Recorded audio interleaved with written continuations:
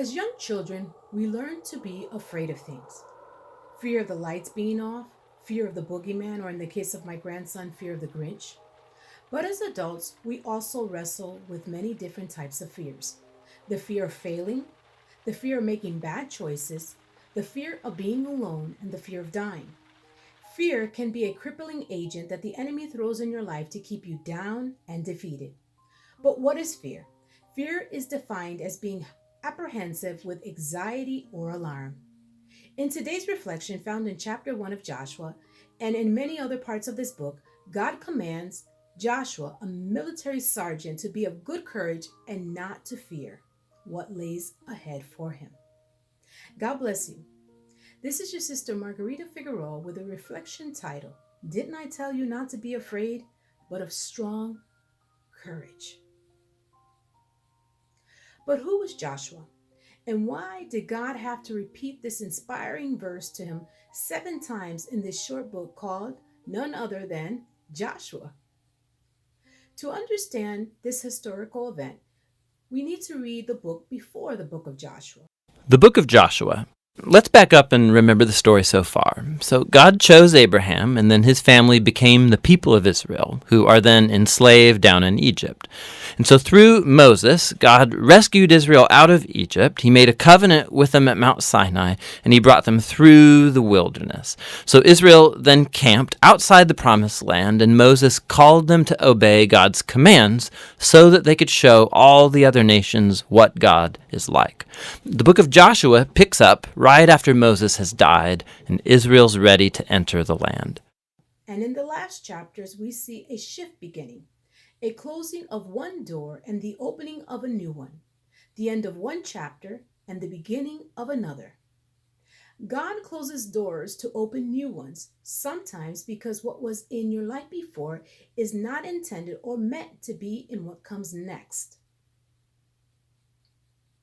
Moses, a great leader who, through the power of God and the guidance of God, brought the people out of Egypt, out of slavery. They were enslaved for over 400 years, and he helped them cross the Red Sea safely. He was of old age, and because of an impulsive act, he could not take the people of Israel to their next level, which was to live in a land that had abundant food and provision. So God had to provide a new leader.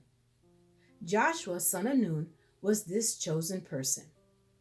Joshua was an amazing general, skilled soldier who was faithful to God and to Moses, which we could see when he obeys Moses and goes along with 11 other men to spy on this new land God promised them.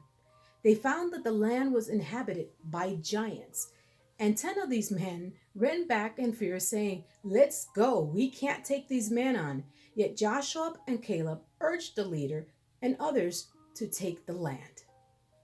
There will always be people around you who will try to discourage you and fill you with fear.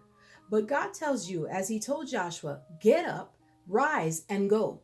To Joshua, it was to get up and go and conquer the land he had promised them.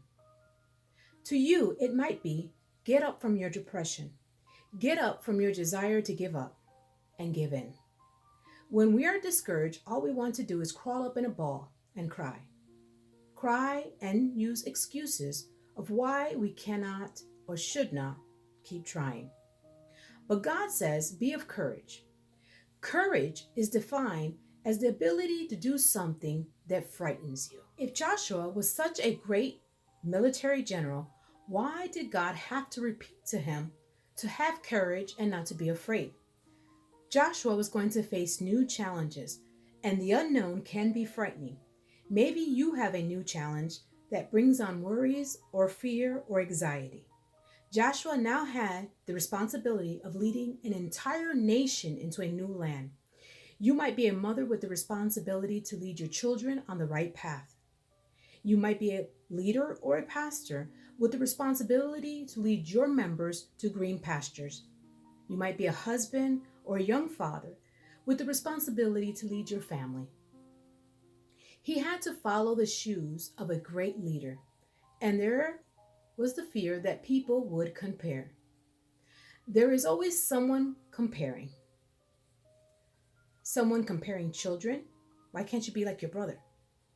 Children who compare their parents.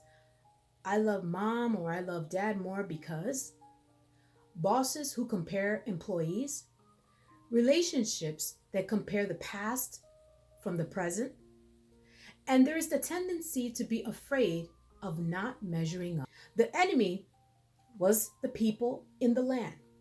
They were strong and they were big, and they were not just going to give up the land. Some blessings you must be prepared to fight for. It's not going to be handed to you. We prepare for spiritual battles by spiritual means, in prayer, fasting, and asking God to protect us. God tells Joshua to remain looking and being focused on the word. In other words, don't focus on what you're seeing around you going on. Focus on what God has promised you. Joshua also had to face natural obstacles, such as the Jordan River. The Jordan River at certain times of the year would be overflowing, and anyone who would try to pass through it would possibly drown. There was also the wall of Jericho, an impenetrable wall made by a man. Joshua was over his head. He had to take several million difficult people, yes, I did say difficult people, into the midst of trouble and possible death. He definitely had reasons to be afraid and worried. As you might have things going on in your life in this moment that feels over your head. But fear and faith cannot coexist together. Joshua was to step up and take charge and be the leader God saw in him. I challenge you today to step up and defy the enemy. Take charge of your life. Take charge of your choices and trust God to guide you. How can I trust God can help me when my life is falling apart, when everything seems hopeless? Well, get into action. Keep God's promises close to your heart. Trust Him. In the book of Joshua, we see how this leader overcomes obstacles and crosses the Jordan River, brings down an impenetrable wall by solely shouting and praising God, and defends and defeats the enemy because he had the courage to trust God. If you don't know God but would like to know Him or get into action, be of strong courage and find a church near you that can help you by showing you the Word.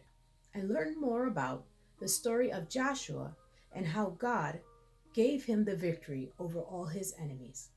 God bless you.